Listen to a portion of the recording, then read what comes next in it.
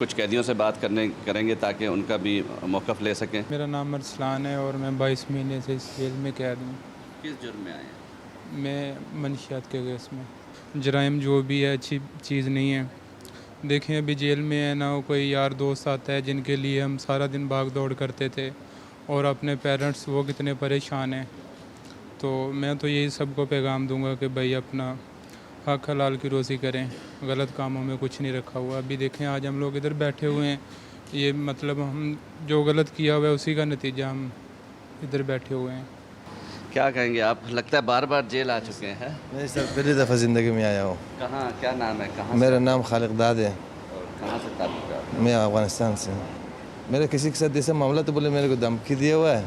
धमकी के बारे में उसको किसी ने गोली मोली मारा टांगों में, बोला तुमने मारा, कोई सबूत उसका है ही नहीं मेरे पास। इल्ज़ाम वो तो कोर्ट में केस होगा ना, गोली अभी तक अच्छा। कोर्ट में गया नहीं। यंगस्टर से यही कहना चाहता हूँ कि यार माँ बाप की बात सुने।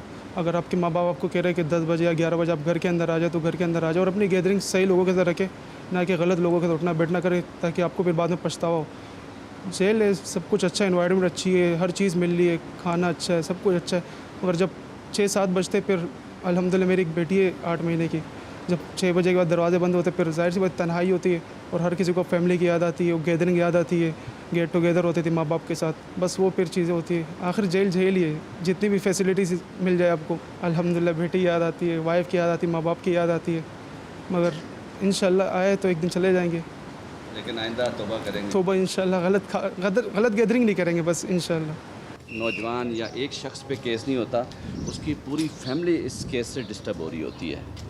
जी, बिल्कुल सही कह रहे हैं आप। देखिए जेल का माहौल कितना भी अच्छा है और उनको हर चीज़ से जो है ना सहूलतें मुयस्सर हैं, लेकिन जब जेल शाम जब होती है तो और जेल की जो ताले लग जाते हैं तो कैद एक तन्हाई होती है। उस दौरान कोई उनको संभालने वाला नहीं होता, तो सिवाय इसके दिन की मसरूफ़ियत में तो वो अपने जहन को किधर उधर लगा लेते हैं।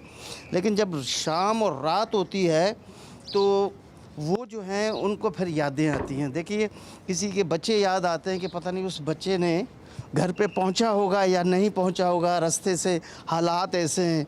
किसी को अपना जो है वो फैमिली याद आ रही होगी, किसी को अपनी बच्चियां याद आ रही होंगी, किसी को अपनी वाइफ याद आ रही होगी, तो किसी को अपने माँ बाप याद आ रहे होंगे।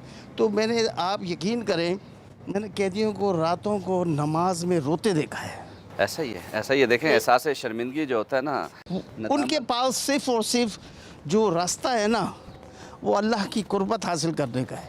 वो नफलें भी अदा करते हैं, रोते भी हैं कि या अल्लाह हमें माफ़ कर दे। चाहे क्रिमिनल कोई भी हो, लेकिन जब जेल में आ जाता है ना तो वो सब कुछ से तौबा करता है। जी बिल्कुल, आप बात बिल्कुल ठीक कह रहे हैं। हर कोई दायरा देखें, अंदर बैरिक है, फिर उसके बाद ये दीवार है, फिर बाहर की दीवारें, इतनी दीवारें बनी हुई हैं। इन दीवारों को जो है, दीवारों के अंदर लोग रहना, ज़ाहिर है ये भी एक खौफ की अलामत तो है ना।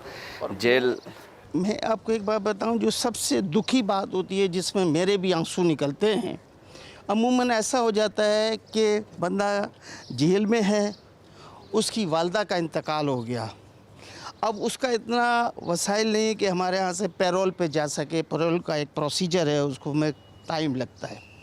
वो जब उसकी डेड बॉडी की दरख्वास्त देते हैं मुझे कि भाई हम उसकी माँ की चेहरा दिखाना चाहते हैं, तो आप यकीन करिए वो जो मंज़र होता है ना वो सबको रुला देता है कि इंसान बाहर होता है तो अपनी माँ को रोते हैं, तो उनको उस बात से भी बड़ा एक पछतावा होता है। जो एक अहम चीज़ जो होती है कि वो वहाँ अपनी माँ को खो बैठते हैं। ऐसा ही अपनों का जो जाने का गम होता है वो ज़िंदगी भर पछतावा होता है। पछतावा रहता है कि मैं अपनी माँ को दफना नहीं सका, ऐसा ही मैं अपनी माँ को जो है वहाँ खिदमत नहीं कर सका, माँ के हवाले से, बाप के हवाले से, बहन के हवाले से। ये जेल की सबसे बड़ी ट्रेजेडी होती है। मेडिसिन स्टोर नज़र आ रहा है हमें माशाल्लाह।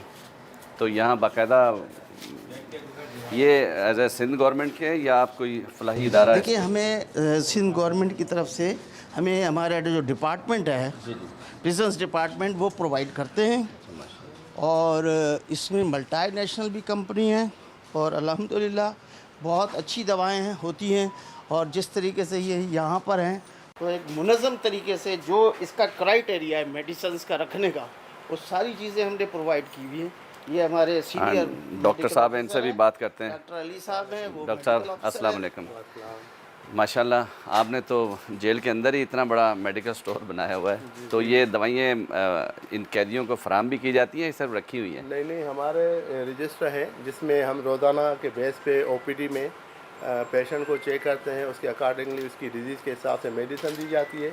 और मेडिसिन भी हमारी जो होती है वो सेंट्रल ड्रग लेबॉर्ट्री है, वहाँ से रजिस्टर्ड होती है। यहाँ पे एनुअल सप्लाई होती है। उसके बाद यहाँ हर रोज़ पे डेली बेसिस पे हमारी इन और आउट होती है। कितने जो पेशेंट आप डेली बेसिस पे यहाँ ओपीडी में चेक करते हैं? तकरीबन हमारे 800 के करीब पेशेंट होते हैं, डेली ओपीडी होती है। तो उन ओपीडी में ये भी होता है कि बाहर से विजिटिंग फैकल्टी बनी हुई है हमारी, जैसे orthopaedic surgeon twice a week आता है, साइकेट्रिस्ट आता है, इसी तरह जनरल मेडिसिन में कंसल्टेंट आते हैं, कंसल्टेंट जो है हमारे मुख्तलिफ फील्ड के स्किन के आते हैं। इस तरह अलग से एक पूरी फैकल्टी बनी हुई है विजिटिंग। अच्छा, मुझे बहुत शुक्रिया आपका टाइम देने का। मुझे ये बताएं कि जेल के अंदर किस मर्ज़ में कौन से कैदी ज़्यादा है? उसमें स्किन की जो डिज़ीज़ है वो बहुत कॉमन है, इसके भी इसकी, और दूसरा फंगल इन्फेक्शन बहुत ज़्यादा है। उसको हम डेली बेसिस पे ट्रीट भी कर रहे होते हैं, क्योंकि ओवर स्ट्रेंथ है तो उसमें थोड़ी सी ज़्यादा चांस होता है। अच्छा, और यहाँ जो मेडिकल टेस्ट किए जाते हैं, ब्लड टेस्ट किए जाते हैं, उसमें क्या रिपोर्ट्स आ रही होती हैं? मेडिकल की रिपोर्ट्स जैसे रिक्वायर्ड होती है, सीबीसी होती है, कंप्लीट ब्लड पिक्चर चाहिए होती है, जो बेसिक एक लैब टेस्ट होती है। उसके अलावा एलएफटी होती है, इलेक्ट्रोलाइट्स होते हैं। ये वंस अ वीक हम करते हैं, ट्यूसडे वाले दिन तमाम टेस्ट हो जाते हैं यहाँ पे। लेकिन देखें, जैसे मुख्तलिफ फ़लाई इदारे जो हैं अपनी लेबॉर्ट्रीज़ उन्होंने बनाई हुई हैं, तो क्या ऐसा मुमकिन नहीं कि वो एक दिन यहाँ पे आएँ और तमाम जो या एक 1 वीक तमाम कैदियों के टेस्ट किए जाएँ प्रॉपर, कि उनमें क्या चीज़ है क्या नहीं है? क्योंकि इस तरह तो बीमारियाँ बढ़ रही होती है ना। जब नहीं, जैसे आपको साइन सिम्टम आएगी, कोई कंप्लेन आएगी, उस अकॉर्डिंगली हम लैब टेस्ट करते हैं, और वो लैब टेस्ट हम लिख देते हैं, वंस अ वीक आते हैं, वो हो जाते हैं अल्हम्दुलिल्लाह। अच्छा, माहिर नफ्सियात क्या कहते हैं जो यहाँ पे कैदियों को जो चेक करते हैं? उनमें ज़्यादातर हमारे पास डिप्रेशन, एग्जाइटी जैसे केसेस हैं, वो लॉन्ग ड्यूरेशन के चलते हैं, फैमिली से दूर होते हैं, फ्रेंड्स से दूर होते हैं, तो इनमें ये चीज़ अक्सर देखी जाती है, डिप्रेशन और ये एंग्जाइटी।